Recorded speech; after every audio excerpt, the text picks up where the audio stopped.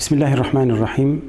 Musibet dediğimiz şey insanların başına gelen bela, musibet, felaket gibi hadiselerdir. Bazı musibetler insanların helak olması için Allah tarafından gönderilirken bazı musibetler müminlerin günahlarının bağışlanması için fırsata dönüşebilir. Bazı musibetler aynı anda mümin olan insanların sevaplarını artırabilmesi, cennetteki derecelerinin daha da yükselebilmesi için fırsatlara dönüştürülebilir. Bazı musibetler de gaflette olan insanların o gafletten uyanmasına vesile olabilir. Örneğin bir deprem hadisesini değerlendirecek olursak, deprem hadisesi Allah'a inanmayan insanlar için büyük bir felakettir. Ama aynı depremde vefat eden bir mümin için böyle değildir. Aynı zamanda o deprem hadisesi onun şehadete ulaşması için bir vesile olmuş olabilir. Veyahut hayatta kalan bazı insanlar için gafletten uyanış sebebi olabilir. Çünkü ölümle burun buruna gelmesi, ölüm hakikatini çok yakından hissetmesi, onun günahlarından tövbe etmesi, yaptığı yanlışlardan geri adım atması açısından onun için büyük bir fırsata dönüşebilir. Şunu net olarak bilelim ki musibetler Allah tarafından biz insanların sınanması için Rabbimizin bizi imtihan etmesidir. Nitekim Rabbimiz Kur'an-ı Kerim'de وَلَنَبْلُوَنَّكُمْ بِشَيْءٍ مِنَ الْخَوْفِ وَالْجُوعِ وَنَقْسٍ مِنَ الْاَمْوَالِ وَالْاَنْفُسِ وَالثَّمَرَاتِ Sizleri açlıkla, korkuyla, maldan, candan, ekinlerden azaltmak suretiyle imtihan edeceğiz. Yani kısacası biz bu dünyaya imtihan için gönderildik. Rabbimiz de bu imtihan süresi içerisinde bizleri türlü türlü bela ve musibetlere uğratmak suretiyle imtihan etmektedir. Yani bela ve musibetler sadece kafirlerin başına gelen bir felaket değil veyahut sadece Müslümanların günahlarından arınıp temizlenmesi için Allah tarafından onları imtihan etme vesilesi değildir. Bütün insanlar için farklı farklı manalar ifade etmektedir. Bunu bu şekilde okumak gerekiyor.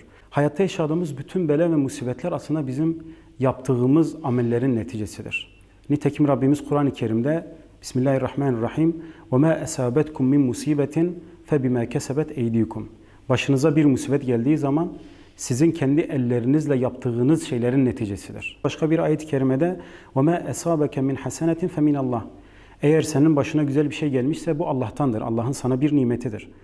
وَمَا أَسَابَكَ مِنْ سَيِّئَةٍ فَمِنْ نَفْسِكَ Ama başına bir bela, bir kötülük geldiği zaman da bil ki bu senin yaptıklarından dolayıdır.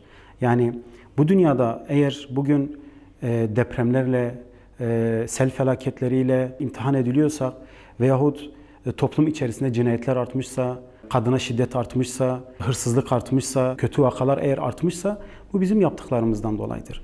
Eğer Rabbimizin sözünü dinlesek, eğer Rabbimizin bizden istediği şekilde hayatımızı devam ettirsek, Rabbimizin Kur'an-ı Kerim'de bizden istediği şekliyle hareket etmiş olsaydık, kesinlikle bu musibetler bizim başımıza bu şekilde gelmeyecekti. Yani biz bir anlamda Allah'ın kanunlarını kenara atıp Fransa'nın, İspanya'nın, Almanya'nın ve diğer Avrupa ülkelerinin kanunlarını alıp getirip kendi İslami bir toplum içerisinde olan bu insanlara tatbik etmeye çalışıyorsak bunun bir neticesi olacaktır. Yani kadın cinayetleri artıyorsa bunun sebebi budur.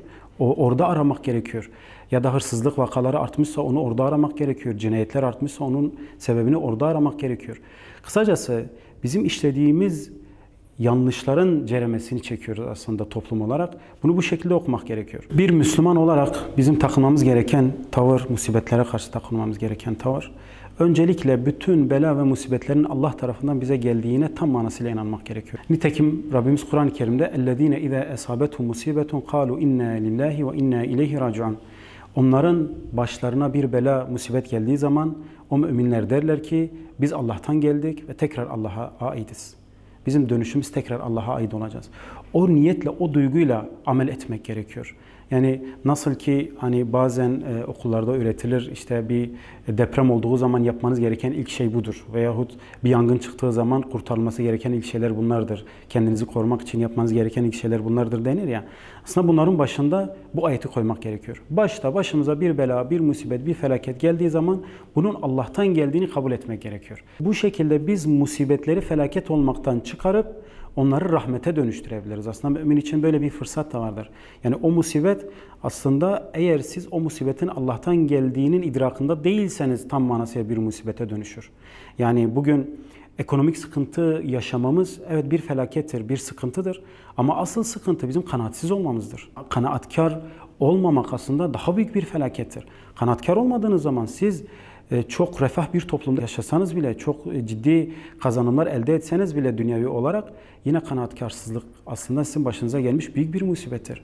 Bu anlamda Başımıza bela gelebilir, musibet gelebilir, türlü imtihan edilebiliriz, hastalıkla imtihan edilebiliriz, açlıkla imtihan edilebiliriz, yoklukla imtihan edilebiliriz, depremlerle, felaketlerle imtihan edilebiliriz. Ama bir müminin başına gelecek en büyük musibet bunlardan daha fazla. O imtihanların Allah tarafından bizim başımıza getirilmemiş olduğuna inanmaktır.